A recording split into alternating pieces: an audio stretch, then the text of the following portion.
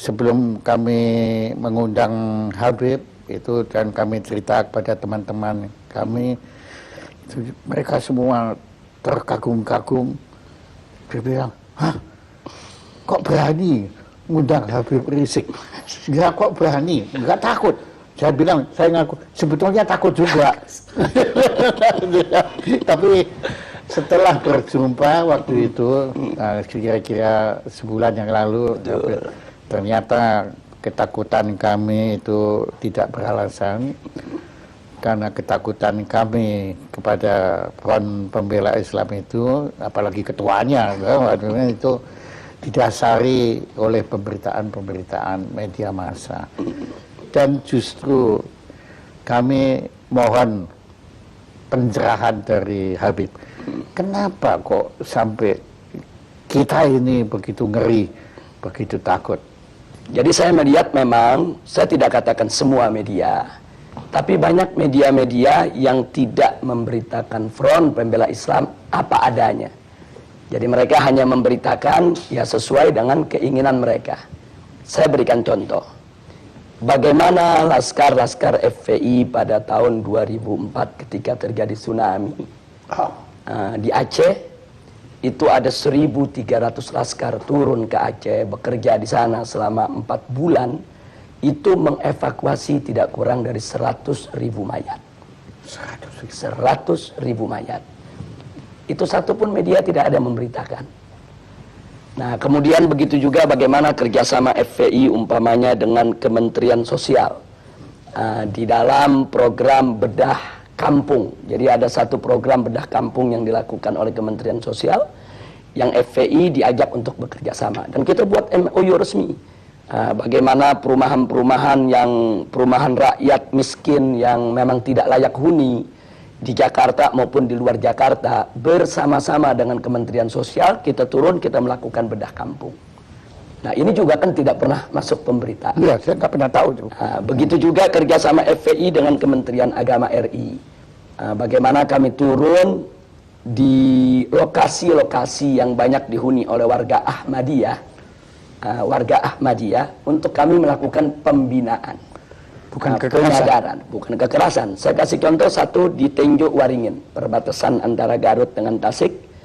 Di sana kami melakukan pembinaan dari tahun 2009. Sampai hari ini sudah lebih dari 800 warga Ahmadiyah kembali kepada Islam. Nah, hal-hal semacam ini tidak ada yang dimuat oleh media. Jadi manakala ada suatu kejadian yang kebetulan katakanlah terjadi tindak kekerasan, nah kadang-kadang itu yang di blow up oleh media tanpa memberitakan tentang akar persoalannya. Nah, saya kasih contoh satu kejadian di tahun 2001. Itu ada kejadian di kota Jakarta ini, ada satu tempat pembinaan olahraga biliar yang dikelola oleh KONI pusat, tapi ternyata disalahgunakan oleh kelompok-kelompok masyarakat tertentu untuk ajang perjudian, penyebaran ekstasi, dan ajang prostitusi. Nah, kita sudah melakukan berbagai macam pendekatan ke KONI, ke Pemda DKI, laporkan ke polisi, sampai 2 tahun itu tidak ada tindakan, sementara masyarakat setempat sudah resah.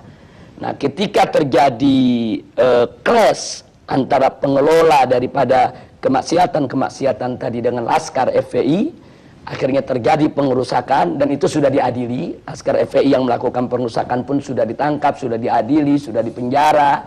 Tapi akhirnya tempat olahraga itu pun sampai saat ini tidak dijadikan tempat maksiat lagi. Jadi sampai di Bundaran berarti memang FPI ini tidak membenarkan kekerasan. Ya, kita tidak membenarkan kekerasan. Artinya kalau memang ada laskar kita yang bersalah, kita serahkan ke polisi.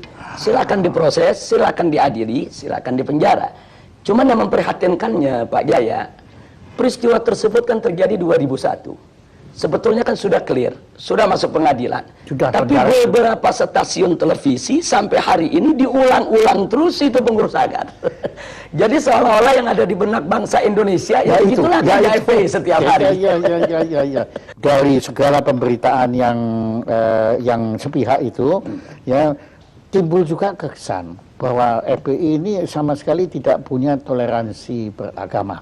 Ya, itu kesannya. Ya. Nah, kemudian saya agak heran karena waktu saya berkunjung ke kediaman Habib, ternyata rumahnya Habib di sebelah gereja. Dan saya dengar pendetanya sendiri yang ngomong waktu itu bahwa gereja itu dilindungi oleh Habib. Betul itu. Ya, jadi memang di Petamburan tempat saya tinggal, ini ada beberapa gereja. Ada gereja Bethel dari kalangan Protestan, ada gereja Salvator dari kalangan Katolik, ada gereja Lemuel, ada gereja juga Immanuel, ada gereja juga HKBP. Nah, kelima gereja ini di Petamburan sampai hari ini semua bisa melakukan segala kegiatan ibadahnya dengan tenang tanpa ada gangguan sedikit pun dari masyarakat. Karena memang kelima gereja ini tidak pernah buat masalah dengan masyarakat. Artinya gereja-gereja mereka dibangun pertama dengan izin. Yang kedua, kegiatan-kegiatan mereka itu murni ibadah, bukan untuk mengganggu daripada ketenangan masyarakat. Sehingga sudah sekian puluh tahun mereka sampai hari ini tidak pernah ada gangguan apapun. Nah, karena itu hubungan saya secara pribadi maupun FPI yang memang markasnya ada di Petamburan dengan para pendeta tadi, hubungan kita cukup baik. Mereka suka datang ke kita suka dialog. Kemudian kalau mereka punya masalah juga mereka sampaikan ke kita, apa yang bisa kita bantu mereka. Bahkan kalau lagi ada datang musim banjir, nah ini kan Petamburan ini kan rawan banjir. Itu kita kerjasama. Kalau nggak salah secara pribadi, Habib kan dulu sekolahnya juga sekolah betul Katolik.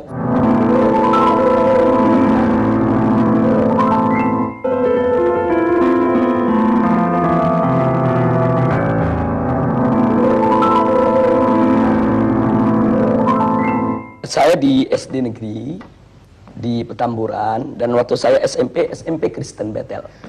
Memang tidak jauh dari rumah saya karena memang waktu itu kan saya lulus SD ini kan usia masih terlalu muda. Badan saya juga masih terlalu kecil. Orang tua kan khawatir kalau saya disekolahkan di tempat-tempat yang jauh. Walaupun ketika itu secara rayon saya mendapatkan SMP negeri 40 Pejompongan. Tapi karena orang tua khawatir, kata orang tua lebih baik sekolah yang di tetangga saja yang dekat. Dan itu Anda lakukan? Dan sebetulnya saya waktu itu sempat menyatakan juga, Ibu, kalau saya sekolah di situ apa nanti nggak khawatir? Ini kan sekolah lain agama. Nah, saya masih ingat betul, saya punya ibu ketika itu jawab, nggak usah khawatir, kamu kan ngaji, ada ustadz. Setiap siang kan kita ada pengajian, sore kan juga belajar sama ustadz-ustadz yang lain. Jadi dengan banyaknya ikut pengajian, nggak usah khawatir lah. Toh kamu belajar di situ kan belajar pengetahuan umum. Iya. Saya pikir juga sekolah-sekolah Kristen yang manapun, dimanapun di Indonesia selama ini, kalau tidak ada pemaksaan kepada murid yang beragama lain untuk belajar agama yang tidak dianutnya, kan no problem. Nah, dalam ajaran Islam pun kita punya pilar-pilar toleransi, Pak Jaya. Yang pertama adalah sebagaimana Allah firmankan dalam Al-Quranul Karim, la ikraha fiddin, tidak ada paksaan dalam agama. Artinya setiap seorang muslim itu tidak boleh melakukan pemaksaan dalam bentuk apapun kepada orang lain untuk masuk ke dalam ajaran Islam. Nah, jadi ini ketentuan dakwah dalam Islam. Jadi nggak boleh ada orang dipaksa masuk Islam, dipaksa menjalankan syariat Islam. Itu nggak boleh. Nah, itu yang pertama. Jadi artinya la ikraha fiddin, tidak ada paksaan dalam agama. Ini merupakan pilar toleransi dalam ajaran Islam. Yang kedua, itu tidak boleh ada caci maki terhadap agama lain. Bahkan Allah ingatkan, nanti kalau kau hina mereka, nanti mereka akan menghina Allah. Nah, jadi kalau nggak mau dicubit, jangan nyubit, kan begitu. Nah, jadi ini pilar toleransi dalam ajaran Islam. Nah, terus yang ketiga ada lagi pilar toleransi yang lain, yaitu dalam urusan ibadah, lakum dinukum waliyadin. Kata di dalam Al-Quran ini Allah menyatakan kepada umat Islam untuk menyampaikan kepada orang-orang yang di luar Islam, lakum dinukum waliyadin. Bagi kalian agama kalian, bagi saya agama saya. Jadi agamamu agamamu, agamaku agamaku. Betul. Artinya karena itu Pak Jaya, dalam toleransi bagi umat Islam ini memang sudah harga mati. Jadi Ya, aduh, ini kesan semua yang kita peroleh bukan seperti itu. Ya, yang ini kan penyesatan opini yang Ya, itu dilakukan dia. oleh sejumlah media. Saya tidak katakan semua media, tapi Iya, ada media-media yang punya kepentingan. Yang salah kita sendiri kok kita tersesat gitulah. Ya itu dia. Kok ya karena ya apa yang kita dengar ya agama yang paling tidak toleran itu adalah agama Islam. Itu yang sebenarnya hari ini kita dengar dari Habib Iya. ya bahwa ternyata ada 3 atau Sebetulnya ada 10. Ada 10 pilar toleransi. toleransi ada 10. Paling tidak ada 3, ini yang utama yang sudah saya utarakan tadi. Dalam ajaran Islam ini, kita menerima dengan sepenuh hati konsep pluralitas. Tapi kami menolak konsep pluralisme. Ada beda antara pluralitas dengan pluralisme. Nah, kalau pluralitas itu adalah kebinekaan, keragaman. Karena itu Islam diajarkan dengan pilar-pilar toleransi yang kita sebutkan tadi. Pilar-pilar toleransi itu dalam rangka untuk kita bisa hidup dengan